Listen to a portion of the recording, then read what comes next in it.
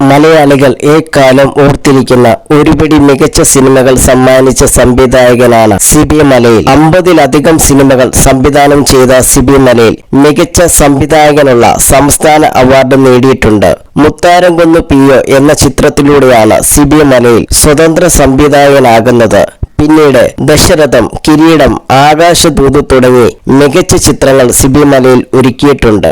മലയാളത്തിലെ മികച്ച നടന്മാരിൽ ഒരാളായ മുരളിയെക്കുറിച്ച് സംസാരിക്കുകയാണ് സിബി മലയിൽ. അമൃത ടിവിയോട് സംസാരിക്കുകയായിരുന്നു അദ്ദേഹം. ആകാശദൂത് എന്ന സിനിമയുടെ കഥ കേട്ടപ്പോൾ തന്നെ മുരളി അതിനോട് ഓക്കെ പറഞ്ഞു. ജോണി എന്ന കഥാപാത്രം താൻ ചെയ്യാം എന്നായിരുന്നു മുരളിയുടെ മറുപടി.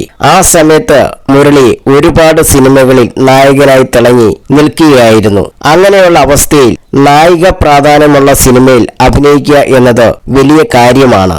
അതുമാത്രമല്ല, ആ സിനിമയിൽ അയാളുടെ കഥാപാത്രം മരിക്കുന്നുണ്ട്. നായക വേഷം മാത്രമേ ചെയ്യൂ എന്ന നിർബന്ധം ഒരിക്കലും മുരളിക്ക് ഉണ്ടായിരുന്നില്ല. കഥാപാത്രത്തിന്റെ വലുപ്പമോ ചെറുപ്പമോ നോക്കാതെ തന്റെ ഭാഗം അയാൾ ഭംഗിയാക്കും. ആ സിനിമ ഹിറ്റായതിനു ശേഷം എനിക്കൊരു കത്ത് കിട്ടിയിരുന്നു. ആ സിനിമ കണ്ട് ഒരാൾ മദ്യപാനം നിർത്തിയെന്നായിരുന്നു കത്തിലുണ്ടായിരുന്നത്. മുരളി എന്ന നടന്റെ വിജയമാണത്.